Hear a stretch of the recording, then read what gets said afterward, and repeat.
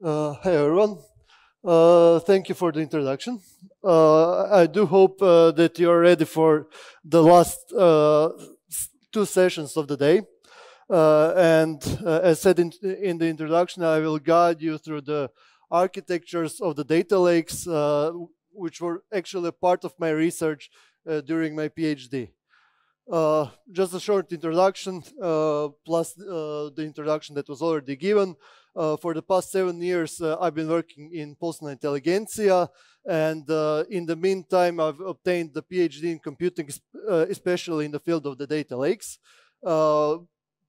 Besides my typical day-to-day work, I'm also working as a lecturer at Algebra University College, holding courses on business intelligence and data engineering, and as a semester when I'm not teaching at Algebra, I'm external associate at the Faculty of Electrical Engineering and Computing at University of Zagreb.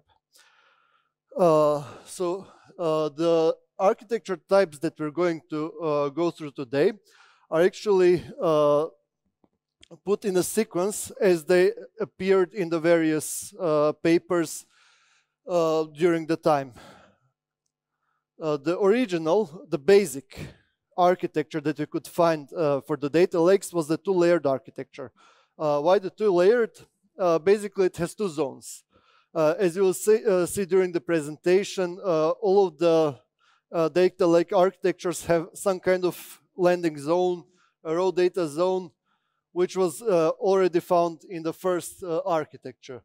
So in the landing zone, all the data that have been sent, ingested, are stored temporarily until they are stored later on in what we call a raw storage zone.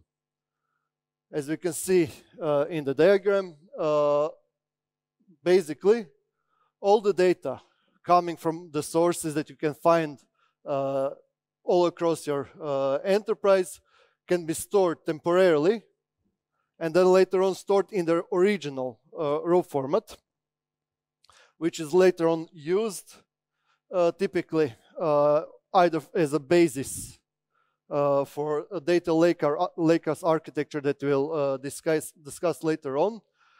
Some of the later usages are using the offloading of the data. So at certain point, enterprises that tend to have quite a lot of data need to do some archiving, maybe offload the data from the existing data warehouses, maybe offloading them from the systems in order to decrease the volume of the data they need to pay in the high volume systems. So the data lake in its original architecture is quite good usage to store it as a cold storage, and the hot storage is in the applications or in the typical data warehousing. Moreover, in the original in the two-stage architecture, you can quite easily do the data science applications. Since you have the access more or less to unrestricted data, and you can do all the machine learning scenarios, advanced analytics scenarios based on the data stored in the data lake. And of course, the two-layered architecture is quite used in the typical proof of concept when you need to prove some basic functionalities of the data lake and later on define maybe with better suited architectures. The next architecture was defined by Bill Inman. As some of you might know, Bill Inman was the person who actually defined the data warehouse architecture, and later on, during his research, he went well into the data lake architectures and defined something called the data ponds. Each of those ponds holds the data separated by their later usage. So those three different ponds have the data either as the application data used as the structural data that we can find in the data warehouses, the textual data pond which holds the textual data, or something that Bill Inman calls the textual ETL. And you have the analog data pond, which holds basically all the unstructured data that you might find in the enterprise. The data port architecture has one big downside, which was identified later on during a lot of researches and in the papers, and that is the inability to reprocess the data. So once you define whether your data is stored in one of the 3 data ponds, it stays there. You cannot reprocess the data, so it would go from analog data pond to, for example, application data pond.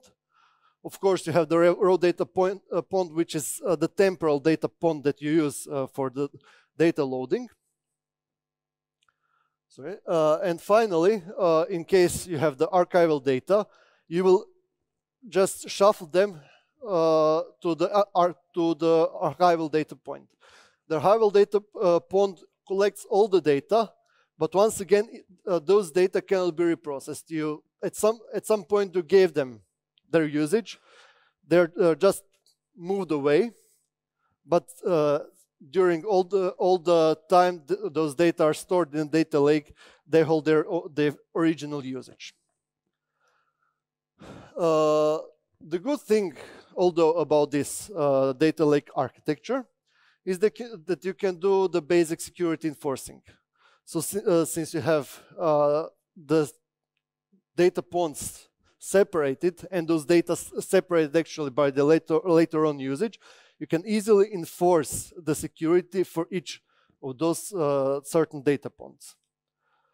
Plus, it's quite easy to move the data from one pond, from application, textual, or analog data pond to the archival, which makes the data pond architecture quite valuable for the offloading of the data and putting the data into so-called cold storage. This architecture was quite rarely used, even though it was well-defined, mostly due to the fact, as I mentioned earlier, that you cannot reprocess the data. But still, since the data pond architecture was a step forward from the original architecture, it's quite honorable to mention it. Then the third architecture that you might find is the multi-layered architecture. This is the only architecture in the data lakes that is a bit different from the previously mentioned or the ones that you will see later, since it doesn't define the stored data or the ponds or the layers of the stored data, but defines the layers, how you will process the data and how the data are curated all through this process of data ingestion and transformation. At the beginning, you have the data ingestion layer, since the data ingestion is the first step when you load the data. During that ingestion, you take away, for example, metadata out of the data, create some metadata definitions. Then through the ELT process, you store the data into the storage layer, which more or less hold the data in its original form. This is the first architecture that actually thinks of the final usage, since it introduces something called the transformation layer.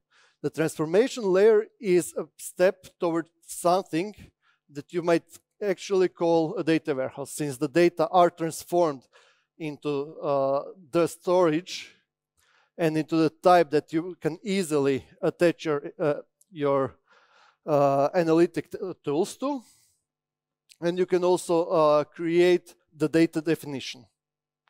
And finally, you have the interaction layer that is created from the data from the transformation layer through transformations done further on, and allows the users to do the interactive queries on. So in the transformation layer, the applications are the first ones that have the access to the data. And the interaction layer is the layer where the users gain the access to the data. When put into a diagram, it's quite easy to see that the data are stored from the ingestion layer, which is the temporary layer for the data storage, into 3 other layers, depending on their final usage. The multi-layered architecture can be found in the applications when you need to have the clear separation of the data usage. Unlike the data pond and unlike the original 2-layered architectures, you actually know in which layer you have which data and which users have the access to certain data. In this architecture, you have quite a lot of focus on the data ingestion. You will see in the other architectures that you mostly put focus on the separation of the layers and the separation of the data in them. Here's the focus on how you will actually process the data from the source to the destination. And also, moreover, in this architecture, you will find that you can apply different data quality rules, and you can separate the data depending on their quality levels. The zonal architectures are we'll see the 2 different approaches.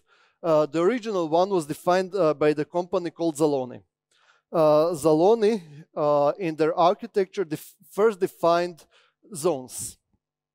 The original 5 zones defined by the Zaloni architecture are the transient landing zone, which serves the same purpose as all the landing zones that you have seen earlier.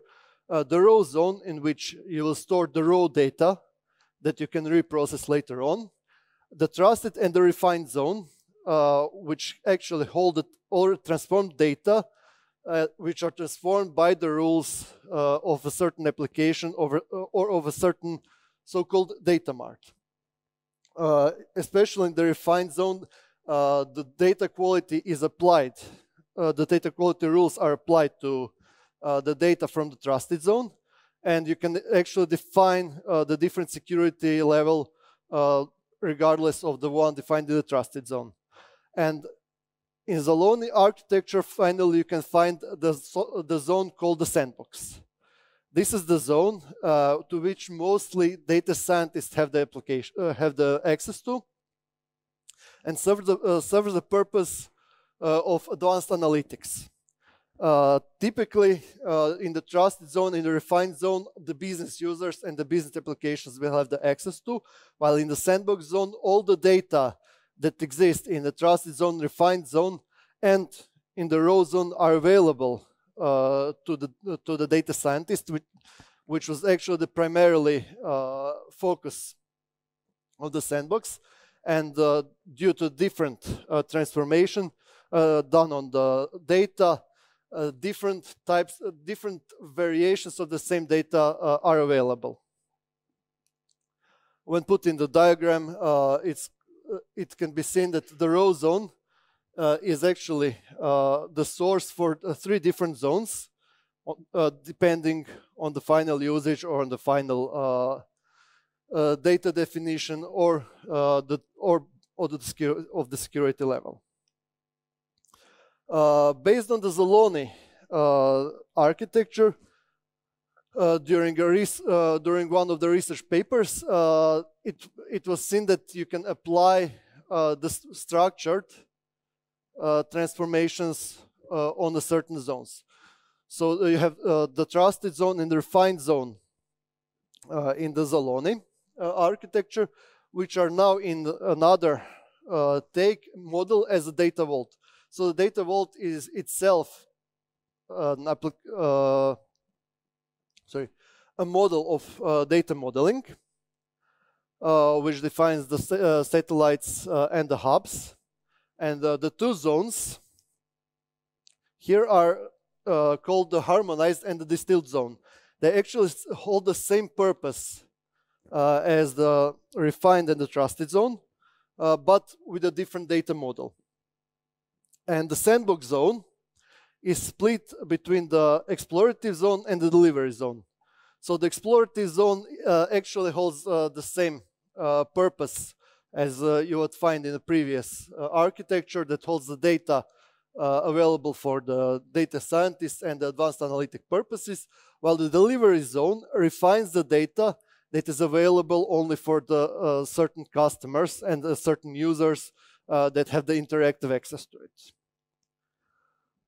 The zonal architectures are the architectures for the enterprise grade usage. So those two architectures can be found in the data lakes, as they have the enforced security. They have clear separation of the layers, clear separation of the data security on them, and clear separation of the data models in them. And finally, one of the most advanced data lake architectures is the data lakehouse architecture. The data lakehouse is something that you can think of as data lake and the data warehouse combined. The data lakehouse is at some point similar to the zonal architecture presented previously, where the data warehouse and the data lakes are two logically separate entities. The data warehouse in the data lakehouse architecture actually utilizes the data from the data lake. Since the data lake serves the purpose of the data ingestion and storage of the raw data, and through the transformations that you know already from the data warehouse, populates the existing or the new data warehouse. The data lakehouse needs either virtualization on the top of it or some kind of control framework for the process control. The benefits of this architecture is that you can utilize the existing data warehouse and just build the data lake next to it. You can use the incremental ETL process that you already know from the data warehousing. You can recreate the tables from the raw data. So, for example, if you find some further usage from the data that you already have in your data lake, and you want to remodel your data warehouse and populate the data from the raw storage, you can easily do it using the data lakehouse architecture. Plus, it supports something called the ACID transactions, which are rarely found in the data lakes, but using the data lakehouse architecture and the tools that actually use the data lakehouse architecture, you can have the ACID transformations that are typically found in the transactional databases available in your data lake. And in case of some of the tools, it supports something called the time travel. So you can easily shift your data model and your data, which was created at some point in the time, and move back to that point of time. Some of the tools that use this architecture have the time travel ability mentioned as a big benefit. As the architecture in the diagram, it's already known that you have the extraction and the ingestion done in the data lake. You have the staging area, which is well known from all the other architectures. And in the data lake, the raw storage is called the foundation area. Next to the data lake, you have your typical data warehouse model with the base layer, which is your base data warehouse, plus the layer for the performance analytics, which is the business intelligence layer, which is typically defined in the data warehouse itself. Besides the data lake, the data warehouse can also be filled through manual entries directly from the applications, or for example, by loading some data that shouldn't be due to security concerns in the data lake. The existing architectures, for example, existing data warehouses, can easily be involved into the data lakehouse. So either you have the existing data lake and you want to create a data warehouse for the analytical purposes built on the top of it, or you can have your data warehouse extended by the data lake as another source of the data. Typically, the data lakehouses nowadays exist in the cloud. They're offered by the different vendors. One of the examples is the Synapse Analytics found in Azure, which is nowadays called also Microsoft Fabric as a new product. And also, if some of you were here earlier during the presentation of my colleague Peter, you might have heard about the Databricks Delta Lake. Actually, the Delta Lake was the first data lakehouse mentioned in the papers, since the Databricks produced the original paper defining the term of the Delta Lake. And finally, we have something called the medallion architecture. The medallion architecture was also mentioned earlier, but we'll dig a bit more into it. And it has three different layers, depending on the data quality rules applied on them. You have the bronze layer, which has the raw data stored inside. It serves as the landing zone for the data from various applications. You have the silver layer, which is the layer holding the cleansed and conformed data, and already has some data model applied to it. And you have the gold layer with the curated business level tables, typically used for your reporting and for the interaction and for the interactive queries. The medallion architecture is a part of the Databricks data lake, originally defined by them, but it can also be found in a different applications nowadays in the part of the data lakes created specifically for the data quality rules. And concluding with this slide, the usage scenarios typically are meant for the existing data warehouses and enterprises that use the data warehouses but would like to have the data lake, or the enterprises that actually want to use their existing data lake for different analytical purposes. It's also suited well for loosely restricted data scenarios, data science usages, since you have the access to more or less all the data that are in the data lakehouse, but you can also easily separate the security levels on the top of it. And that would be all. In case you have any questions regarding the architectures, feel free to ask. Thank you.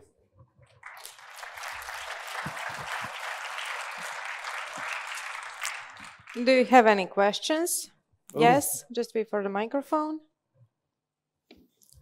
Sorry, Thanks. one microphone Thanks here. for the great presentation. I have the question regarding the lakehouse architecture. What are the cons for it? Because we heard a lot of good stuff about it. Basically, you need to introduce the ETL processes on the top of the data lake, which can be costly, especially if you're in the cloud.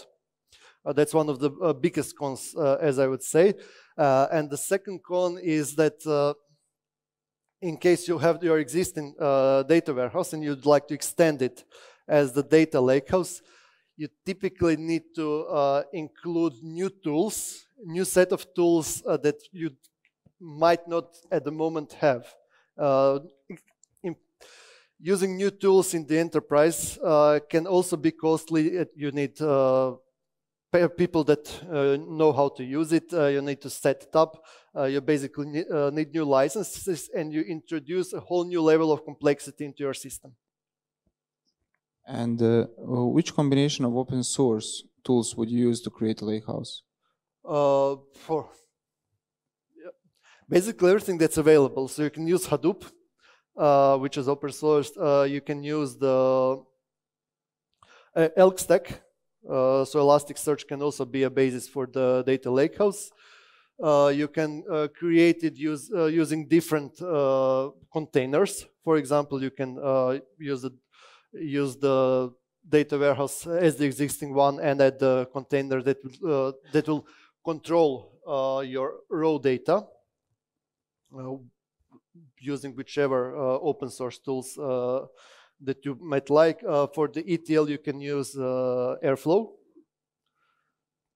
That's what I can think of from the top of my head. And also Spark. Yeah. Thank you. Next question. Can you give us an example of ELT process and what its advantage or ETL process? I wouldn't say there is an advantage. There are two separate approaches. So ETL enforces the transformation prior to the loading. So it makes your loading a bit lengthier, slower. Sorry. But you have the control over the data. And using the ELT, you will first load the data and then apply the transformations if needed. So it's faster, it's more suitable for the real-time purposes, but a completely different final approach from the ETL. Do you have more questions? No? Yes? Just a moment. According to these architectures, data lake architectures, what do you can propose for the Snowflake foundation? For Snowflake, it's a yeah, I know. Sorry, I know what the Snowflake is. What are they preferred as the data lake architecture? So Snowflake uses, if I'm not mistaken, the data lakehouse. Nowadays, they are trying since originally the Snowflake was set up as a distributed database, and they extended it towards the data lakehouse architecture. So they support the raw data storage and the reprocessing through the embedded applications for the data processing. But you can apply some of the, for example, zonal architectures on the raw data and separate the raw data to different zones, and then fill the, for example, data warehouse if you have already the data warehouse in the Snowflake. Okay, because it depends on the layer where you storage the data. I mean, in Hadoop, it's a different kind of framework works. And some doesn't. So I'm wondering that how Snowflake. We can take this question later on. So feel free to find me somewhere around. Thanks. Yeah, thank you. Do you have more questions? No. Thank you, Tomislav. It was very nice to have you. Thank you.